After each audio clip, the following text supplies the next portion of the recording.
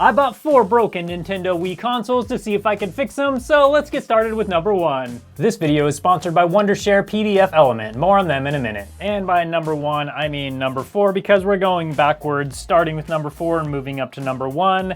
This one I can already see the first problem is we got a little hole in this kind of like camera bezel here.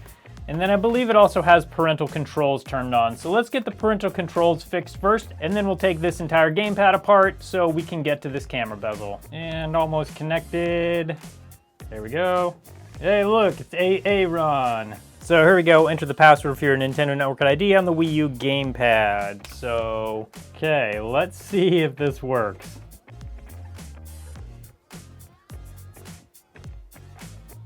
Ah, bummer. So after trying a bunch of things, the problem is that this Wii U has both a Nintendo Network ID lock and a parental lock. And in those cases, a lot of times these are just bricks.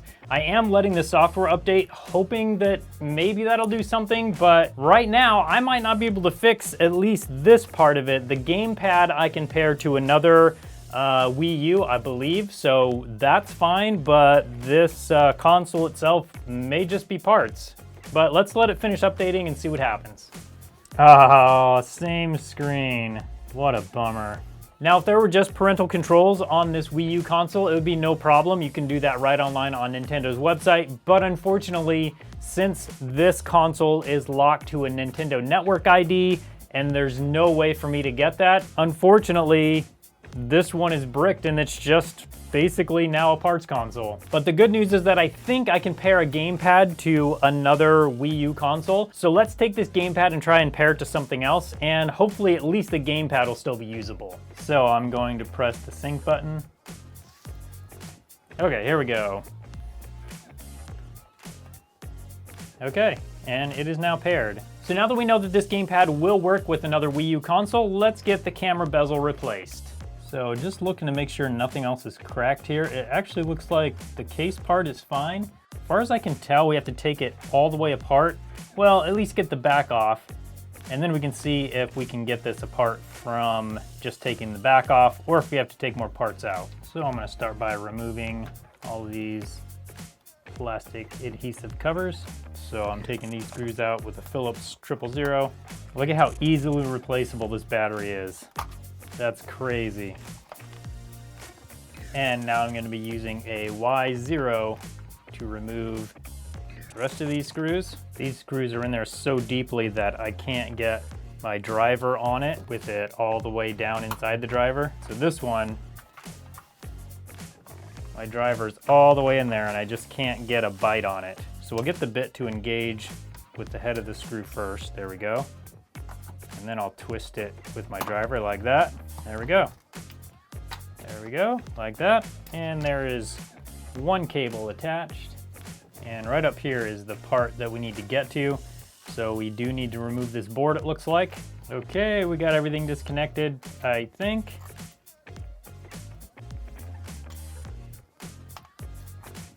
Okay, we can just move this out of the way. I don't want to desolder these because there's not really any reason to. I can just move this right out of the way. Okay, and here we have the piece that we need to replace. It looks like we need to take off this black plastic piece because this piece sits down under it.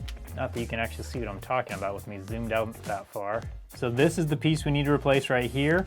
Unfortunately, it sits under these tabs, which are attached to this whole black piece. So we have to remove this next, then we can remove this piece and replace it. Okay, we have this loose. We might not need to remove this thing all the way. Just gonna pull this up like that. Okay, so that piece is out. Now here's the new piece. Now we can slide this in.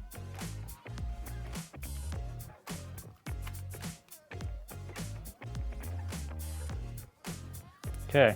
I think we're good there. Now we need to get the screws in here. We can reroute all the cables and then get this the rest of the way back together. That is, assuming I can remember how the cables are routed. Okay, I think I've got everything routed correctly. Let's see if we can get this board back on here. Oh, except for we're missing this ribbon cable stuck way down here. Right there, I put this plastic case on and that ribbon cable got stuck down in there under it. Got it. There we go. Now let's see if we can get this board back on here. Okay, I think we got it in there. Hook all the ribbon cables back up, and then we can turn it over and see how that bezel looks. One of the things that drives me nuts almost more than some unfixable consoles is PDF files. That's because I get a PDF file and I can't edit it, I can't do anything with it. That's where Wondershare PDF Element comes in. PDF Element is a tool that makes any PDF easily editable. To get started, just go to pdf.wondershare.com. There's a link in the description for your convenience. There's a PDF Element for Windows and for Mac, and PDF Reader for Windows as well. So 3 of the coolest features are the edit, convert, and tool functions. So I can easily open up any PDF and I can go right in and change the title. I can add or delete photos and graphics, and then I can also go down to the text and add or delete or change the text however I want. I can basically change anything and edit it like it's a Word document. And speaking of Word documents, PDF Element can convert PDF files into Word documents. And the great thing is not only can you convert a PDF into a Word document, you can convert it into all sorts of different files. And then we can go over to the Tool tab, and one of the coolest things about PDF Element is the optical character recognition. So you can take a scanned document and turn it into a PDF that's editable. Under the Tool tab, we also have a watermark tool where we can go in and watermark our documents if needed. And there's also a capture tool where you can take a photo of your PDF document. If you want to check out PDF Element for yourself, you can go to pdf.wondershare.com and you can download it right from there. I also put a link right in the description. Now let's get back to these repairs. And we can't go and do all this work without cleaning off this nastiness. That's disgusting. Also disgusting, just less. Okay, now this is all back together here. Let's see what that front camera bezel looks like. It looks awkwardly good. Awkwardly just because it looks so much better than the case around it. Let's clean that up a little bit and just see if we can get that looking a little better. I mean, that's definitely a little better. So I just need to get the back case put on. So number 4 is, at least the gamepad is all fixed up and ready to go. Let's move over to number 3 and see if we can fix that one. So number 3 also has a gamepad problem. The issue here though is this right here. I don't know if it's gonna pick up the sound of this, but when I press, it actually is very sticky. So what we gotta do is clean that all up. Let's check the other buttons. These buttons mostly seem fine. So these buttons over here are the worst. So let's get those cleaned up and then we can inspect the others while we're in there. Now with that back cover off, we need to remove this piece right here. And that should enable us to get to that D-pad.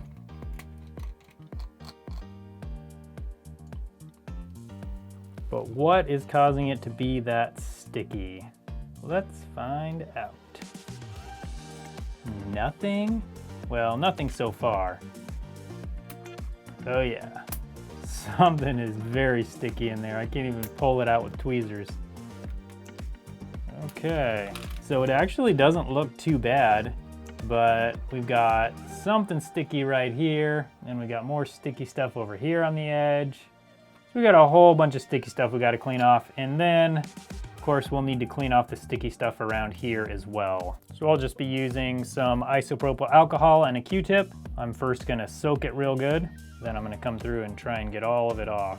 I found that soaking it with IPA just makes it easier to rub off if you let it soak for a few minutes. Okay, so the D-pad button itself looks good. There's a few marks on the edges right here and over here, but that's not from whatever that sticky substance was, that's just from wear and tear. Now I need to do the same thing here and just get all that sticky stuff cleaned up. Okay, I think we got all the sticky stuff up. Let's do a dry fit on it.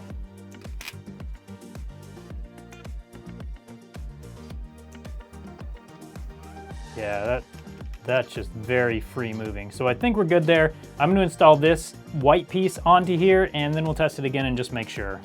Okay, and let's try it out. Oh, that's beautiful. That works perfect. No stickiness at all. The D-pad is nice and responsive. So number 3 is fixed. Let's move on to the first Wii console, number 4, and see what's wrong with that one. And here we have Wii number 2, all plugged in. We've got a red light on the power button. Let's see what happens when we turn the power on. Green, the disk drive makes a noise. And we got a green button on the power button. But do we get anything on the screen? Moving mountains? Haven't seen that before. So no signal. It did blink once and we just get nothing. Let's try the reset button. And the reset button does absolutely nothing. Still no signal. Let's just try and put a disk in it and see what it does. Takes the disk, but the disk drive doesn't spin or anything. Okay, so we have an issue with the disk drive. It doesn't spin up, and then the Wii also doesn't output to the TV. So let's try and fix the output issue first and see if we can fix that one, and then we'll move on to the disk drive. So the first thing I'm gonna do is try and clean my cable. If I remember right, I've used this cable on multiple other Wiis and not had a problem, so I don't think there'll be a problem here. But it is an easy thing to do and an easy first step, so there's no reason not to do it. I'm just putting some 99% isopropyl alcohol inside here and using my toothbrush to clean off the pins. Then we'll dry it off. There we go. Now let's give it a try. And no surprise there, absolutely no signal. I think at this point, it's time to take it apart. One of the things that can cause this type of issue is the Wi-Fi module. So I'm gonna get this thing apart and get down to the Wi-Fi module. So I have taken one of these things apart like a long time ago. It's probably been like 5 to 7 years since I've done it, so I don't remember much about it, but I think I remember enough to get it done. So here we got the antennas, so we're definitely getting closer, but I'm still not exactly sure where that module is. It might be it right there, but it looks like we gotta get the disk drive out first. And I think we just got 4 screws here. This is actually a little bit nerve-wracking for me. So many screws. Not as many screws as on like a DSLR camera, for sure, but there's a lot of little screws in here. Okay, is that loose now? Yep.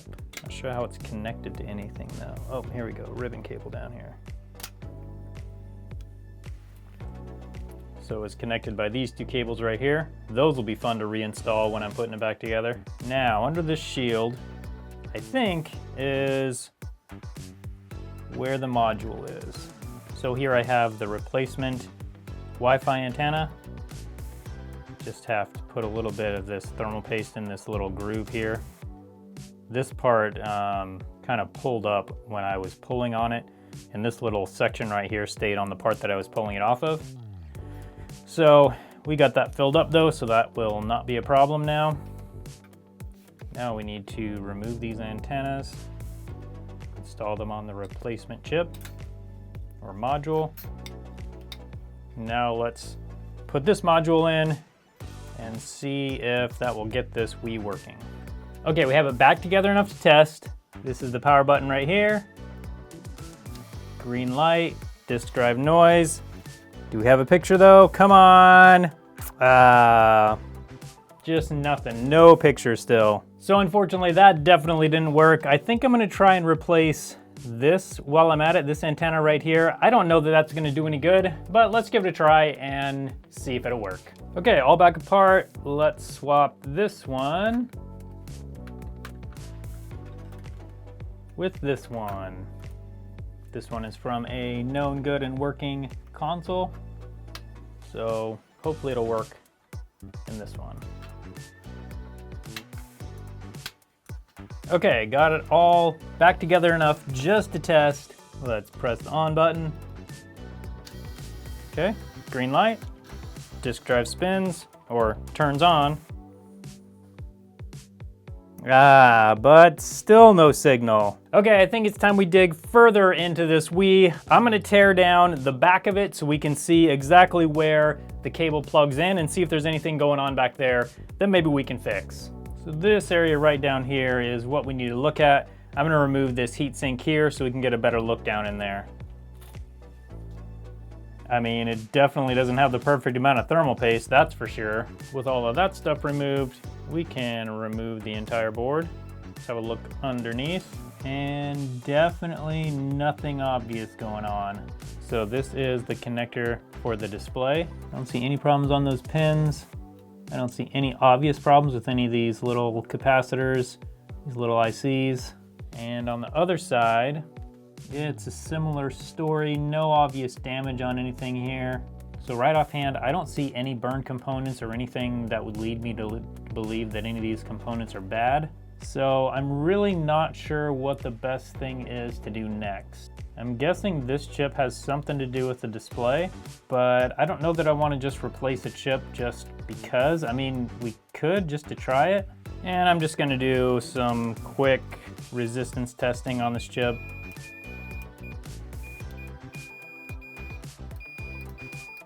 So there's definitely quite a few points that are connected to ground. Since I've never done any tests on this chip before, I don't know if that's normal or not. But since there's not really anything else obvious going on and I can't see anything from testing what might be going on this board, it's kind of like the last ditch attempt to try and fix this thing. So that's why I'm replacing it, even though I can't verify that it's actually faulty. So let's get this back together enough to test and see if that's gonna fix it for us. Okay, I have only the essentials plugged into this board. Now we got the power plugged in, which we have the red light over here. Let's see what happens when we turn it on. Come on. Okay, green light. Disk drive makes noise. But do we get a signal? Still no signal. Well, unfortunately, this Wii is just not fixable for me. I just don't know what could be causing it, especially since we already replaced the video chip. I'm guessing maybe a problem with the main chip on the board, but I really just don't know. So this one we're gonna call unfixable. Let's move on to the final Wii, and it's this Wii Sports Bundle. So this one actually is really nice. It comes with the games, it's got the original booklets, even has the boxes for the controllers. That is pretty impressive. Let's get out the console and see what's going on with it. So we've even got the stand for the Wii, which is cool. It's in pretty good condition. We got one big scratch down here. So my notes say we got an eject button problem. Oh yeah. So it like moves, but you can't feel it actually press. Like the power button and the reset button, you can hear the click. The eject button, there's just no click at all. So we got to get this torn down and take a look at that button. So right here we have a normal working button. Makes a little click when you push it in, it's nice and solid. In here we have the eject button. No click, and there's nothing that makes it spring back. So what we need to do next is remove this bad button from the board, and then we'll install a good working button onto the board and get this eject button working normally. So I have this torn down most of the way, just the board, but I don't want to remove the entire board off of this thing. So what I'm gonna do is try and deconstruct this button and get it off the board without removing the entire board. So this metal bracket I am pulling on right now, that is the part that mounts to the board. And then these 3 pins right here mount to metal pieces inside this plastic piece, and that's part of the button assembly. Okay, getting close. There we go. So there is the button. This is the inside part of the button. It looks like that's gotten warm at some point. What I'll do is get as much of this off as I can, and then I'll come through with side cutters and cut off anything that I can't get off. And then I'll bring my soldering iron in and desolder these metal pins from the board. And then after that, we'll install the new one.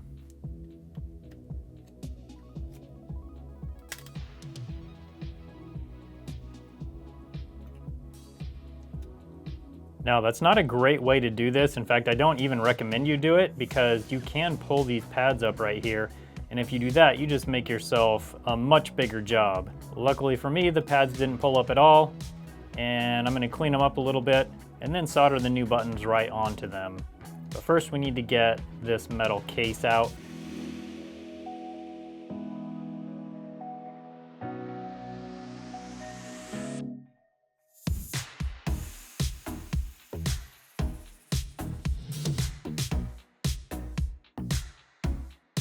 Okay, so we've got this button fully soldered on. It is nice and solid. It's got a nice click when we push it in. So now we just need to get this thing back together and make sure this eject button actually works. So let's press the eject button. Oh, it makes noise. It's got a nice clicky feel to it. Let's put a game in. There we go. Okay, you can hear it spinning. Now let's see if we can eject it. Come on, there we go. And probably the best part is it's got a nice clicky feel. So Wii number 1 is fully fixed. If you like this type of video, you'll probably like the video where I took an original Xbox and replaced all the capacitors on the inside. I'll put that video up on your screen now so you can come hang out with me over there and see how I did that. Thank you so much for watching today, and I hope you have a good one.